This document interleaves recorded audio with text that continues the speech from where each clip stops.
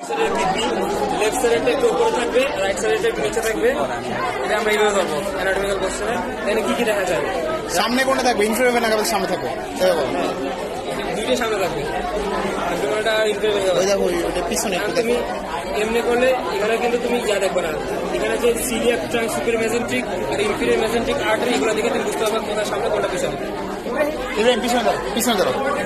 Left সাইডটা উপরে থাকবে, আর এখানে কিডনিতে যা যা আছে সামনে কি রিলেশন আছে সেগুলো আমরা বইতে পারবো, আর আলাদা কিছু হ্যাঁ এখন হচ্ছে মূলত হচ্ছে ভেসেলস। এটা ইউরেটার, তারপরে এটা হচ্ছে যে inferior vena cava, abdominal aorta. এই অ্যাবডোমিনাল অ্যাওটা কি কি দেখা যায়? এটা হচ্ছে coeliac trunk, superior mesenteric artery, inferior mesenteric artery, common iliac artery. কোনটা একটু আলাদা করে দেখো। এটা হচ্ছে right and left common iliac artery, external and internal iliac artery. External internal, এটা এক্সটার্নাল।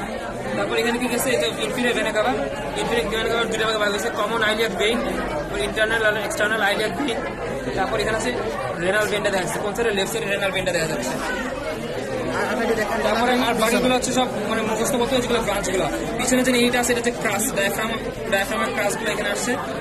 তারপরে কি আছে এখানে? Suprarenal gland. বাউন্ডারিটা দেখো, বাউন্ডারি একটা প্রিজেন্টিক, একটা হচ্ছে পিরামিডাল শেপ না? এগুলো মনে নেই, মনে আছে? এগুলো মনে নেই, জিজ্ঞেস করতে হচ্ছে। ডান ডান ডান।